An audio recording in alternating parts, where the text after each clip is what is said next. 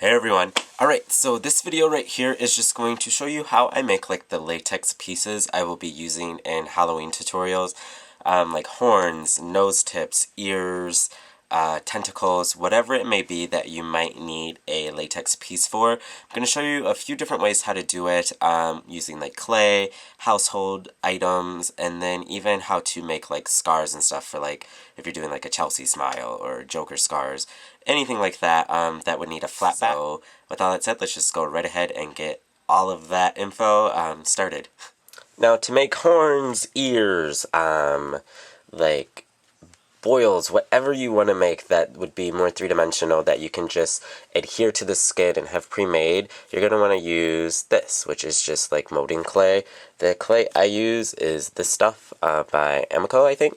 It's just gray, it comes in like terracotta and tons of other different colors, but this is a clay pretty much everyone used as a kid in school in art class. It's just regular molding clay, but you would take this and then either use your hands to sculpt it, or you can go in with tons of different types of these guys, which are just like clay tools, and then like carve, sculpt, do whatever you want, and then you can make stuff like this, which is a tentacle and a horn. This is a smaller version.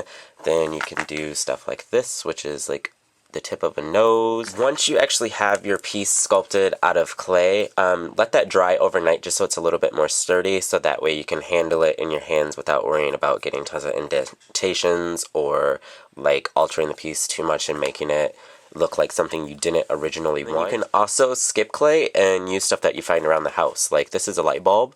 I used this to make the tip of a nose for a tutorial. This was bubble, like a bubble one, and I used the tip of this to make a clown nose. If you use anything like that, just make sure it has a smooth surface so the latex will actually peel off of it.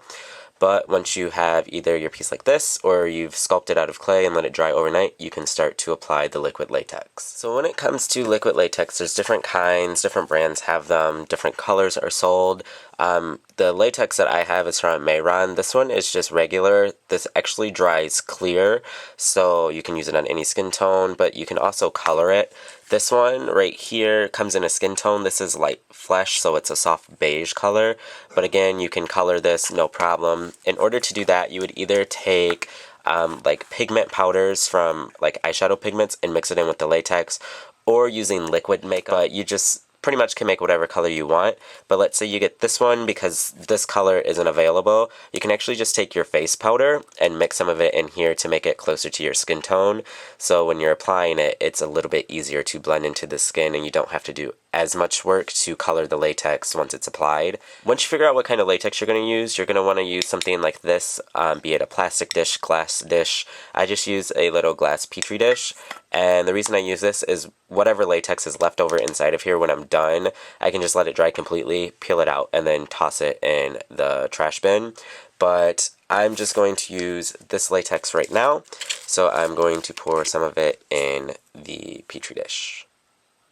Now you're going to want to start painting on the piece, but you do not want to use your regular makeup brushes. You don't want to use paint brushes unless they're very cheap and you can throw it away after, because the liquid latex will dry in the brush and it will ruin it. So what I like to do is I like to use these, which are just sponge brushes for like painting and stuff like that.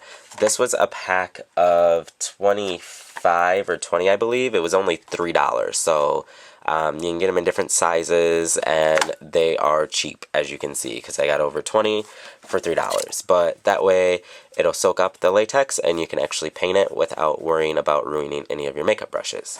So now what you're going to do is you would take your piece, whatever you're going to do. I'm going to use this horn, and then you can dip your brush in the latex, and then you would do a nice, thin, even coat all over. So I painted a thin layer on this piece right here. Just a nice thin, even coat. You can see I'm using this piece now for the sake of the tutorial, just so it's faster and you can actually see what I'm doing a little bit easier.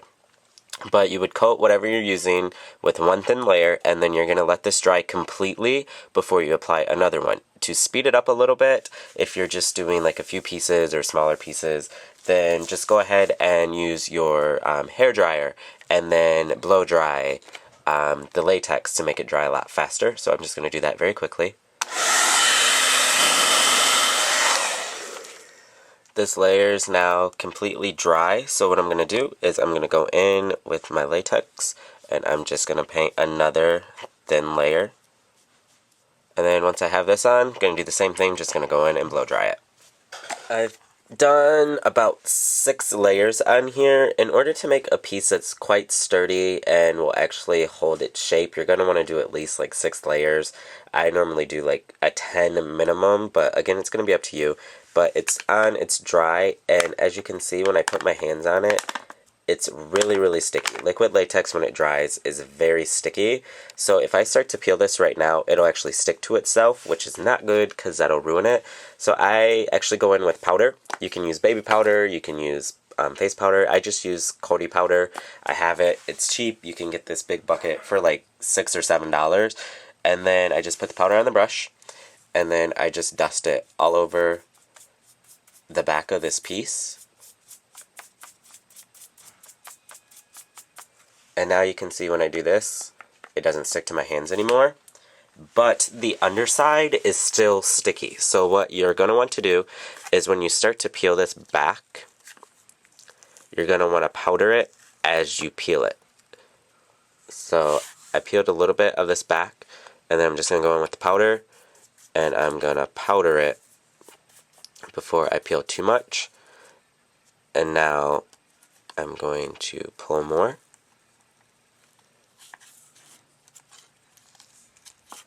And same thing, just going to go in and powder it. The way I just showed you is a great way if you're only using a few pieces or smaller pieces. That way you can just get everything done in like one sitting and not take forever. But for something like this, I'm using it for horns and tentacles. I have 6 of these sculpted out of clay, so to sit there and paint each one with latex, wait for the layers to dry for 10 layers would take way too long. So what I like to do is I actually take this and then I do a nice thick, even coating of the latex, and I leave it out to sit overnight. That way it's already thicker, and then it has time to dry completely through before I do anything. And I do that for 2 nights, so that way I can make sure the latex is pretty thick. Same thing, just make sure the layer is nice and even, and then when it comes to removing it, you just want to powder it the same exact way you did. It's a little bit faster, even though it goes over a few days, but you can get tons and tons of pieces done in like one clean swoop. Whichever method you're using, whatever way you're going to do it, when you're done and you have your piece done and peeled off, it looks like this. I've added some texture onto this one, and the way I did it is I actually just held and then blew air into the open part so it bubbled and it gave it that effect. And then you can see all the other texture that's in here. But when you're done with this, in order to make it sturdy, you just fill it with cotton, and then you can cover this with latex if you want to. That way it's light enough you can apply it to your face and it won't fall off, but it makes it sturdy enough that it actually holds its shape so it looks how it should.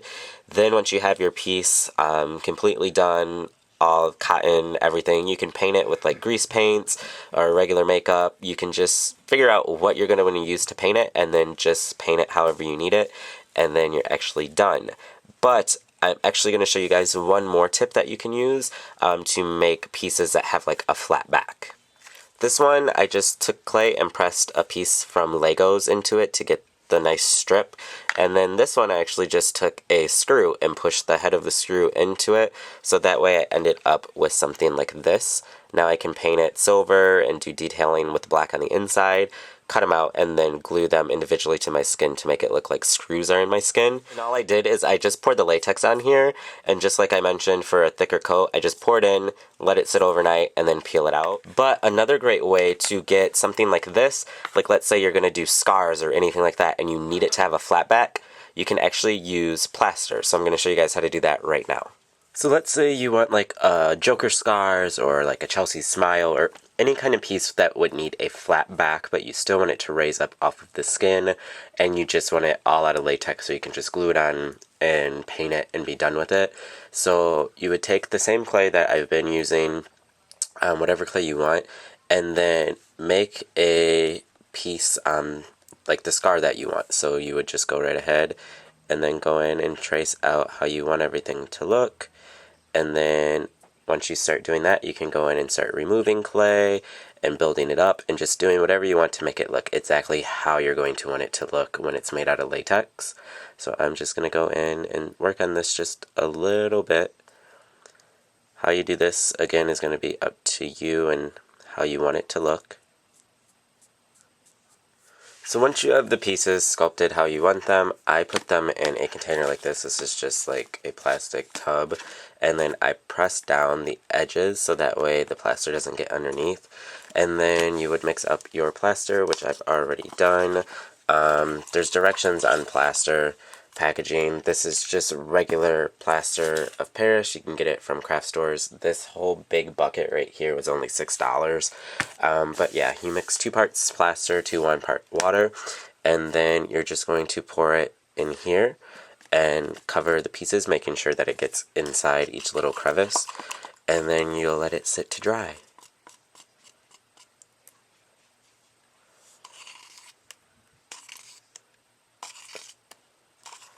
Then once you have the plaster poured in, you would go ahead and just let that set. So the plaster's had time to dry, it's in here.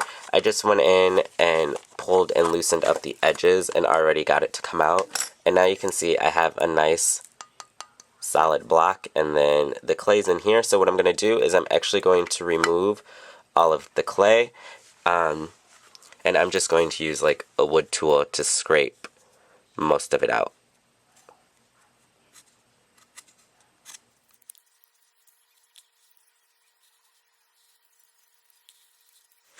I've gotten all the clay out. When you do that, make sure you're very, very careful so you don't break the plaster. And then some pieces or some areas are still going to have clay stuck in it. So I just go in with the toothbrush and some water, and then I just scrub it out, and then I just rinse this so it's all nice and clean. Same way you would do it with the latex when you paint it on. Either do thin layers and let it dry in between until you get as many as you want, or you can just pour it in and then let it dry overnight, dry 2 days, whatever. It's going to be up to you. I'm not going to reveal the finished product of these just yet, even though I know you want me to. You're going to have to wait until you see them in a tutorial. But there's one last thing I want to show you guys. I already mentioned how you can do clay. I already mentioned how you can use stuff with a smooth surface, or use the clay and stuff that you found around the house. But some things you wouldn't think to use, you can actually use. These right here are actually for icing or anything for like making cakes. And what I did is I took the latex, I poured it on top and spread it around so it was even, let it dry overnight. And they're actually cobblestone, but I ended up with this. So I can use this as like scaly skin, and then the larger one looks like that. So you get the texture, you can paint it, you can do whatever you want. So again, your imagination can like run wild when you're making pieces to adhere to your skin with liquid latex. So yeah, now you know how to use clay, you know how to use smooth surface like glass or plastic. I gave you guys a lot of tips and tricks, so now it's up to you to just take that information and run with it. I hope this helps some of you. Of course, there's different ways you can apply the stuff to your face, which I'll talk about later on in tutorials, but the easiest way to apply it is just doing a thin coat of liquid latex. So yeah, but again, you'll hear more about that later in Halloween tutorials, but I hope this video was helpful to some of you, and yeah, now you can just let your imagination go like crazy and have fun with it. So, till my next video, I will talk to all of you soon. Bye.